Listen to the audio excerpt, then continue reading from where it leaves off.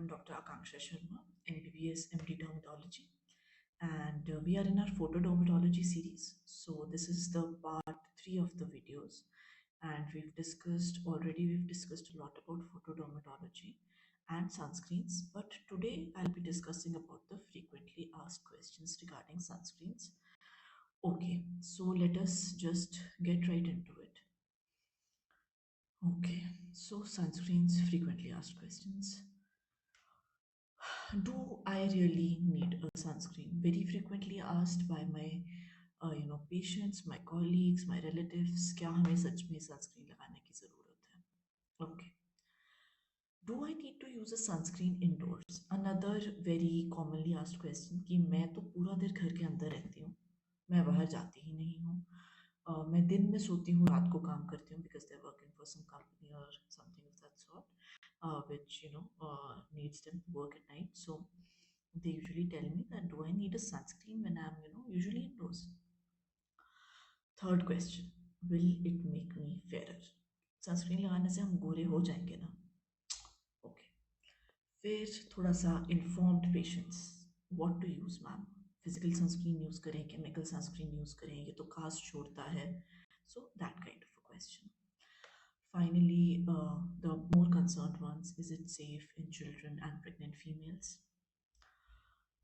Usually another important question that patients usually they apply, but the question is that how much to apply, when to apply, and do I need to reapply if indoors? And then finally, ma'am, sunscreen के side effects क्या होते हैं? What are the side effects of sunscreen? So one by one we'll be getting into all of these questions. Okay, let's answer the need for sunscreen. ठीक है. What I usually tell everyone is that whenever you have to answer a question that you need a particular thing or not, the most important thing is the risk versus benefit ratio. क्या वो चीज़ risky है? Is it risky? And is it beneficial? And then you have to weigh it and then decide for yourself. Okay. So the risk benefit ratio. Are you actually at risk for cancer? This question I'll answer in a little while. Another. Are you, really concerned about aging or black spots? Are they a real concern? And are you really concerned about how you look? Not all people are concerned about how they look, to be very honest. So, is that a concern for you? And what about the hassle? Rose apply karna is also a hassle for some people. So, isn't the hassle too much? So, these are the usual questions that you have. So the benefits, cancer prevention. Is this an actual benefit of sunscreen? Let's see. Okay. Delays aging and signs of aging. So yeah, this is a genuine benefit of the sunscreen. Maintaining an even skin tone. And sometimes it's required with certain drugs and certain phototoxins. So what I've listed here are the risks and the benefits of sunscreen.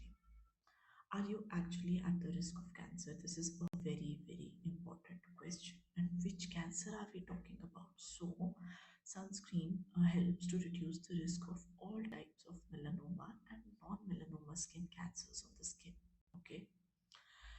If aging or black spots mainly, I mean to say the seborrheic keratosis and the actinic keratosis, even premature rhytids, that is the wrinkles, are they really a concern for you? If they are, you need to start using a sunscreen. Okay, if you're really concerned about how you look, you need to start using a sunscreen. And about the hassle, so number one, if you're using any active ingredient, you need to use a sunscreen with it.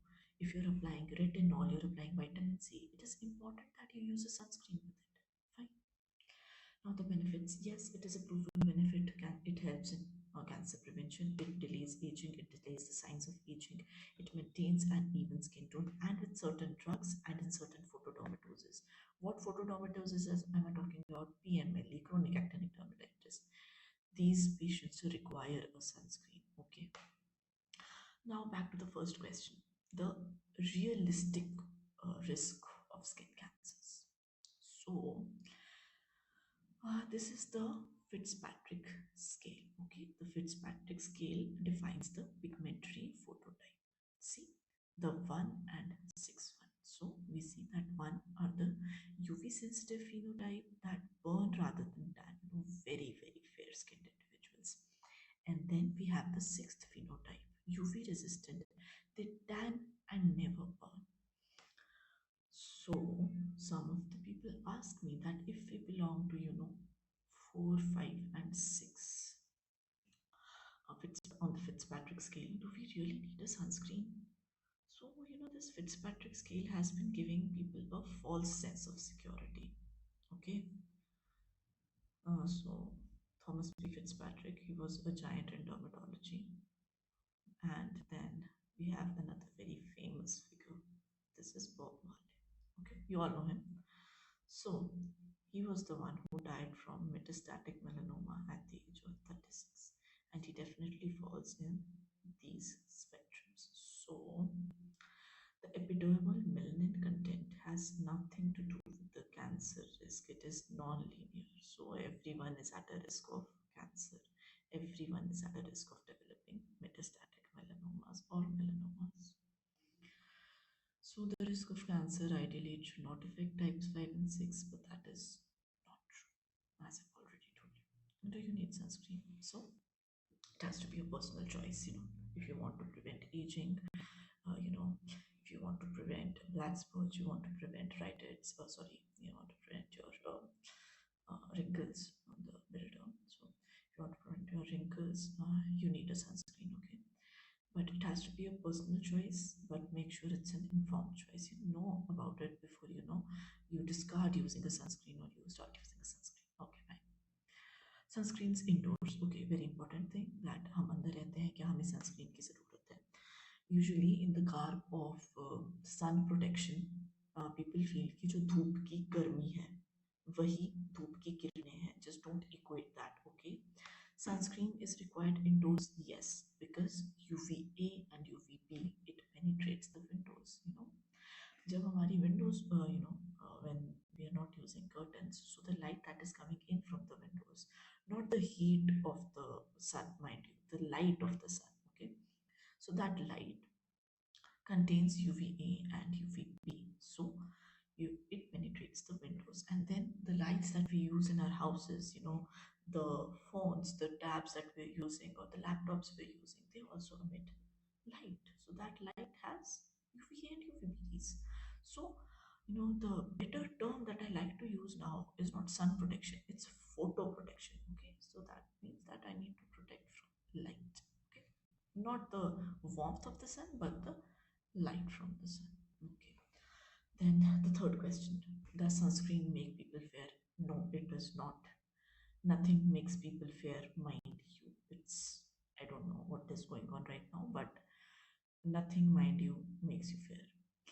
It restores the original skin tone. Yes, that is true. Okay, now what sunscreen to use? Important question. So we have two types of sunscreens, the chemical sunscreens and the physical sunscreens. Let us just differentiate between them and then move forward. So what are chemical sunscreens?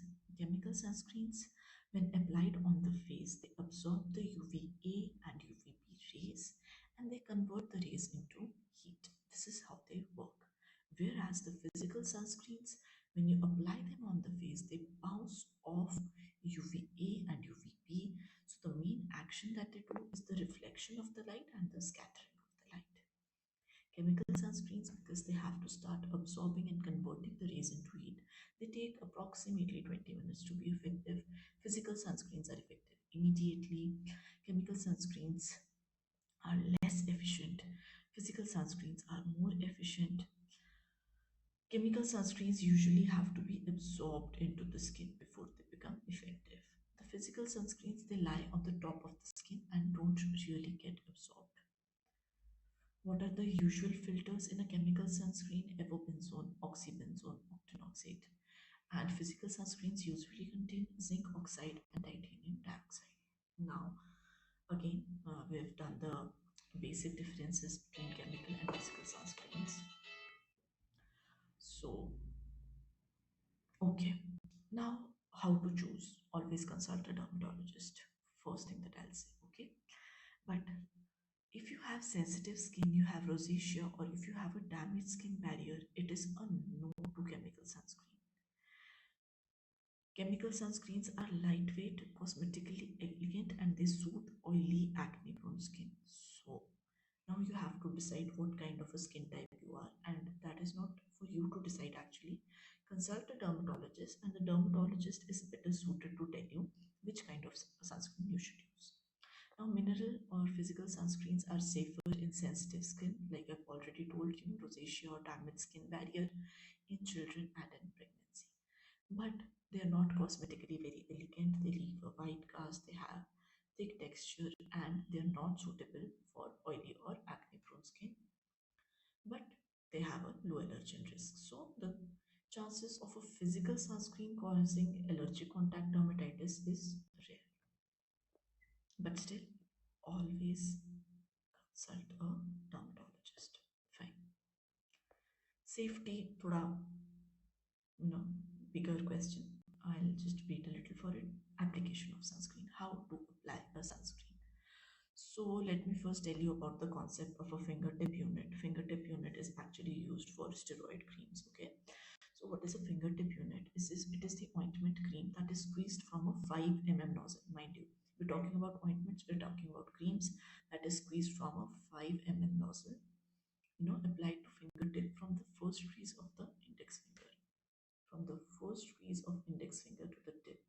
So this is usually zero point 0.5 grams of cream, and it covers two adult palm areas along with fingers, and it is usually 2% of body surface area. So one palm is 1% body surface area, it covers 2% body surface area. So this is the concept of a fingertip unit. Okay. Now for SPF calculation, what we actually need is 2 milligrams per centimeter square. That is very difficult to achieve. In most of the studies it has been shown that the people who are usually applying their sunscreens, the SPF calculation, it comes out to be only zero point 0.5 milligrams per centimeter square, so which decreases the effectivity of your sunscreens quite a lot. Okay, so for a sunscreen you need to use two strips of sunscreen squeezed out onto the both index and middle finger from the palmar crease to the fingertip. So this is your palmar crease. So this is how much you need to apply to cover 2 milligrams per centimeter square. Again, the concept of fingertip unit, ointments and creams, it is approximately 0.5 grams, and it is suitable for covering two adult palms, as I've already told you. And this is a guideline for the amount that should be applied to different body parts. Face and neck, 2.5 fingertip units.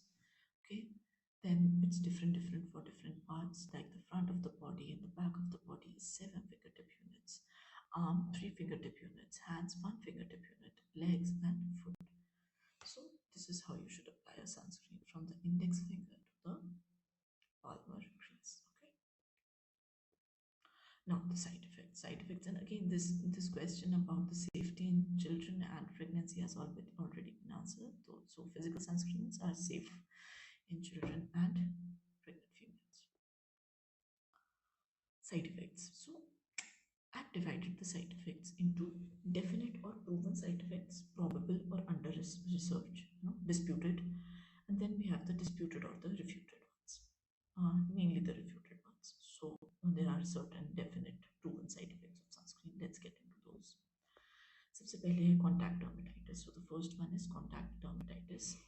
Contact dermatitis is of two types here. It's the contact allergy, then there is photoallergy. So contact dermatitis is more common with chemical sunscreens, and in contact allergy, when you apply the sunscreen, it causes an allergy. In photoallergy, you apply the sunscreen and you go into the sunlight, so that leads to an allergic reaction, and it is a definite and a proven side effect of sunscreens. Okay, definite proven. Next we have acne breakout. Yes, so some chemical sunscreen, some physical sunscreens, they could be comedogenic, so they lead to acne breakout. Also, it depends upon the formulation of the sunscreen. So if you have acne, you have acne prone skin, always look for the label of non-comedogenic. If it says non-comedogenic, yes, it does not cause acne. Otherwise, sunscreens may lead to acne breakouts. Next, we have ocular irritation, So, some chemical sunscreens, they can lead to eye irritation. Probable side effects. So, some of the filters, it is said they can cause hormone disruption, but it is still a side effect that is still under research. So, this has not been properly established in humans. Human trials have not been done. It is established in fish, but human trials have not been done. Then, okay, coral reefs are being harmed because of sunscreens, so that is also a probable side effect and a probable under research topic. Then there are certain disputed or refuted claims. Sunscreens cause skin cancer. So no, that is not true. Sunscreens prevent skin cancers. Okay, and this is a refuted claim. ऐसा नहीं होता है. It does not happen. Then we have vitamin D deficiency. So it was for quite a long time. This was studied and multiple studies were done. But finally, in a study, uh, when it was seen the normal usage of sunscreen, according to the normal usage of sunscreen, vitamin D deficiency is not caused by sunscreens. Okay, so yeah, in 2013, a study was published which finally said that vitamin D deficiency is not caused by sunscreen. So yeah, this is a refuted fact. And so while I was studying that article, I came to know something, like a pearl for you. So it will be disappointing for all the fear mongers who say that sunscreen से vitamin D deficiency हो जाएगी. So in winters, in regions above and below 33-degree latitude, there is insufficient ambient UVB to result in epidermal vitamin D synthesis. Okay, so vitamin D synthesis is anyhow not occurring in winters in regions above and below 33-degree latitudes. So I know you must be disappointed, but yeah, that's true. Can't help it. And even in urban cities, we have very high nitrogen dioxide and ozone. It absorbs all the significant UVB photons. So, even in urban cities, the sun exposure that you're apparently getting is anyhow not synthesizing vitamin D. So, I know, disappointing and shocking, but that's how it is. So, I thank you all for, peering through all this time and watching the whole video. Please subscribe to the channel, like the videos, share them, comment on them, and it would be really nice of you because I'm very new to this. So I would like a lot of suggestions on how to improve my videos. And if you want to have these notes, you can always email me. This is my email ID, so you're always welcome to email me. Always welcome to correct me, to tell me how I can improve these videos, and please subscribe to the channel. And you can also give me some the topics that you're interested in so that I can make the notes and then put on such videos. So thank you very much.